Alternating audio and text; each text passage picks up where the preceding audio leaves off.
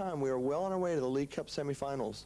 On an individual note, one mid-season high point for all Coventry supporters was Kelvin's tremendous win of the home fire British Championship. The day was Sunday, May 21st. It was a beautiful day with plenty of sunshine and a near-capacity crowd at Brandon. Colin Martin spoke to Neil Evitts, the defending champion, and to Kelvin. Coventry, a track where we always seem to get plenty of points. Well, I had a bad meeting here this year, the start of the season, but I know that it was through no fault of my own. It was because my equipment wasn't right on the day, but everything is going good now, so...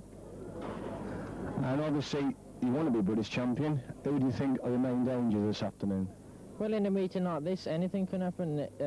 I think all 16 riders are capable of being beaten, and it's just, you need a bit of luck on the day, and hopefully I can pull it off. I've got with me on the track a man with probably the most pressure on his shoulders this afternoon, Coventry favourite Kelvin Tatum. Kelvin, obviously the main aim, a place in the top 9, but you must be looking for the British crown this afternoon. Certainly, both of those things. Obviously, if things don't go according to plan, you've got to be in the top 9, but it would be very nice to win today. Obviously, an advantage, your home track, but possibly a disadvantage with instructions there from Jeremy Doncaster. Obviously, a lot of pressure on you in front of your own home fans this afternoon. You're getting used to that now. Third time here, so that's not so much of a problem. The track looks good. Just can't wait for it to get going, actually. Super meeting to Coventry last night. Great race between yourself and Simon Cross. A little bit of bike problems for Kelvin. Have we got those sorted out for this afternoon? Yeah, we just had the bike running from which wouldn't start last night, so it wasn't really a major fault with the bike. It was just a silly thing, and it wasn't the bike I'm going to be riding today, but both are looking good. Both bikes are looking good. And if we can turn to Coventry, tremendous win for the Bees, and probably a win that assures them now of a place in the top 4 of the League Cup competition. Yeah, it's always good to beat Cradley, particularly at their track.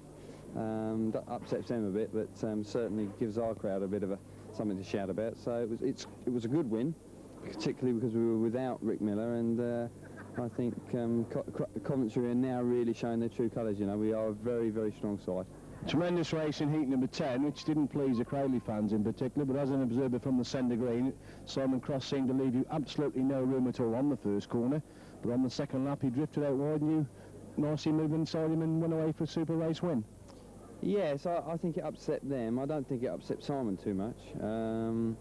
It was just hard racing, you know. I wasn't dirty on him. I think he was a little bit dirty on me going to the first corner, but you know, it's racing, you know. I've had that happen to me plenty of times, but it's just a fact of life sometimes, you know. But it was nice to pass him and win the race, obviously.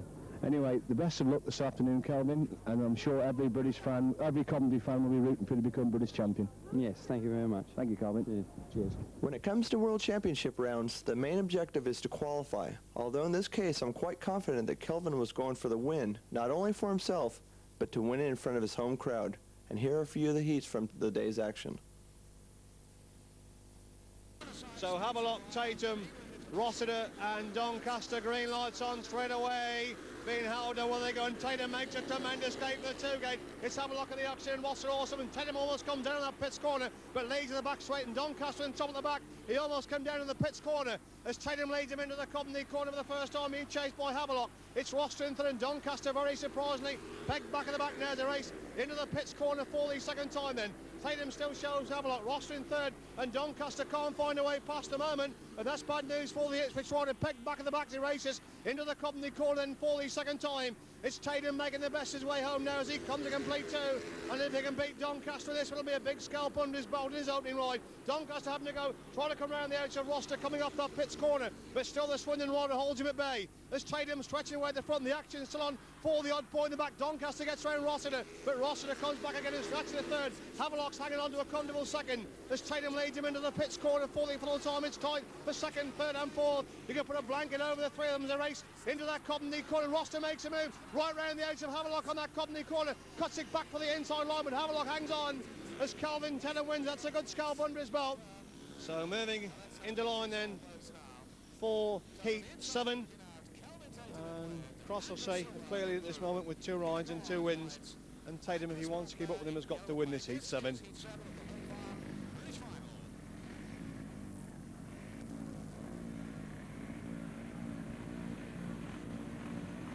Finally settling for 7 then. Tatum, Silver, Carr and Morton.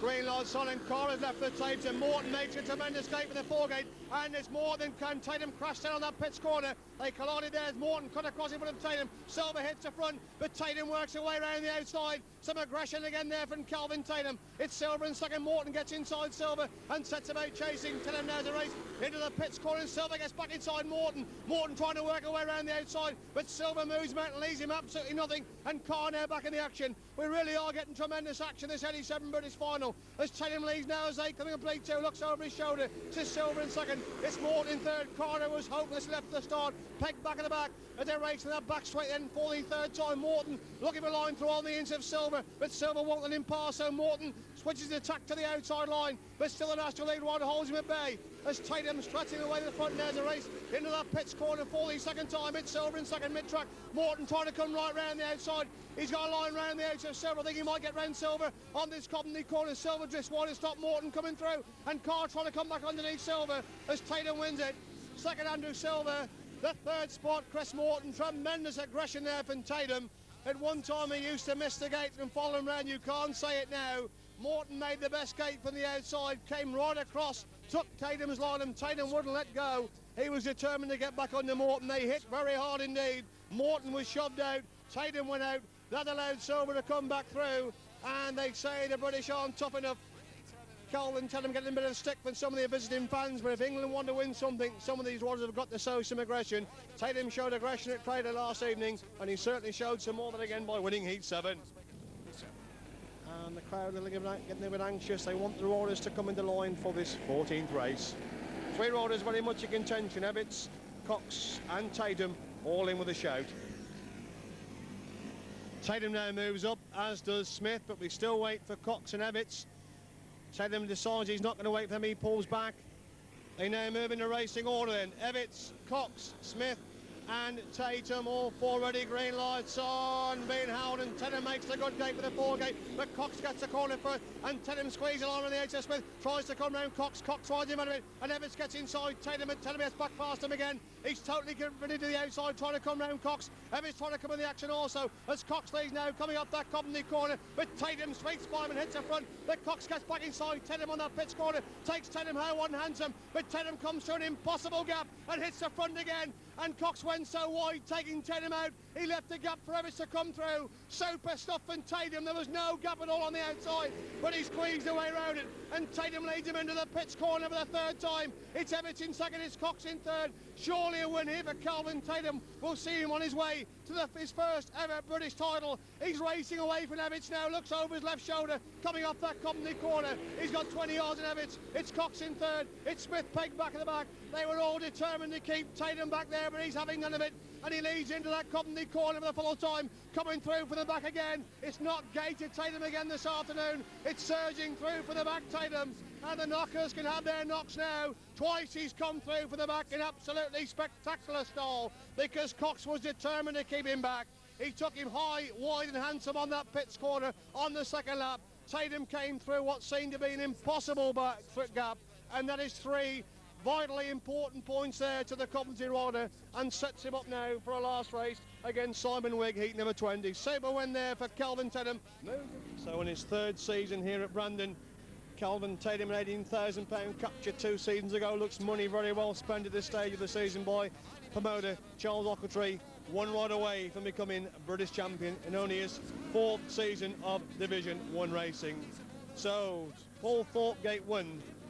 Simon Wigg off his bike again, trying to drive in that number 1 gate, number 2 gate, gate 2. In 3, Kelvin Tatum. In 4, John Davis. That's your line up for Heat 20, the race that would decide the British crown for 1987.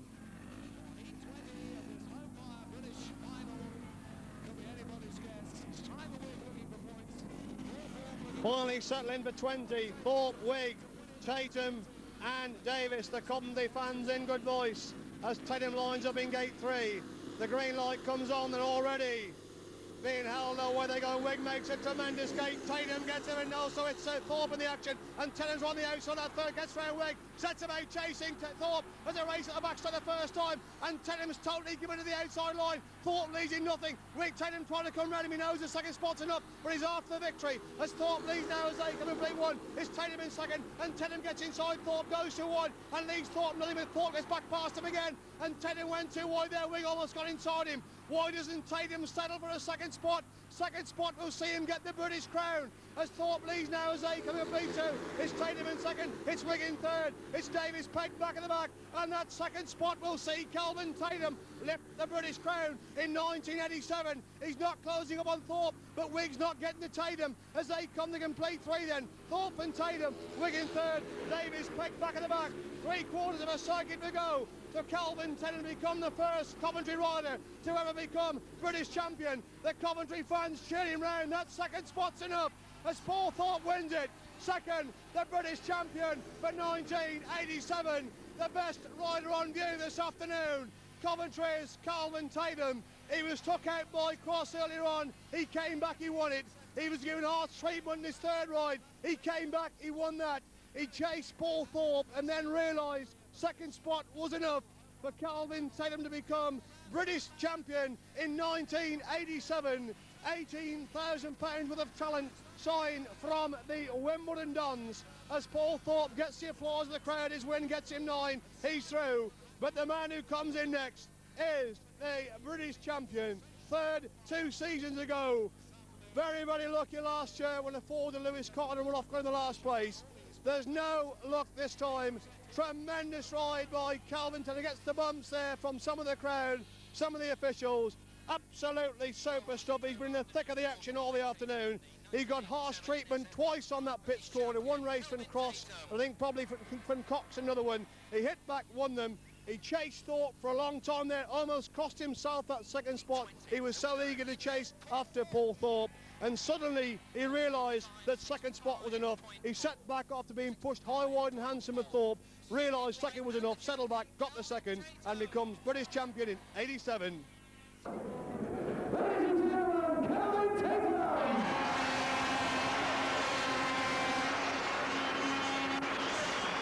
Got me in the pits, a man watching the races on crutches. We're sorry to see you on crutches, but you must be absolutely delighted at your teammate Kelvin Tatum, British champion this afternoon. Yeah, he did great today. He had a little bit of good luck, but I mean, he deserves it because he rode fantastic races and he made it happen, and I'm really excited for him, really. He got a bit of rough treatment a couple of times on the outside on this pits corner, but hit back and came back to win both races in super style. Well, he had rough treatment, but he gave plenty of rough treatment back too, you know, and I know how much he wanted to win this, and I know he wasn't just content to qualify, even if he might have said it. So it's great for Kelvin, and it's good for Coventry. It's good for the team, you know. He's a good friend of mine. I'm really happy he's gone out there and won it, you know. And if we can turn to Andrew Silver, who, thanks to the help of your compatriot Sean Moran, who lent him a bike, got through and got 5 points for his last 2 riding and qualified this afternoon. Well, Andrew went to Australia with us, and we all like Andrew, and it was great that he went out there and did it. He wears all JT equipment, so I'm pleased as well. Thanks very much, Rick, and let's see it off those crutches pretty quickly. Thank you. Rick.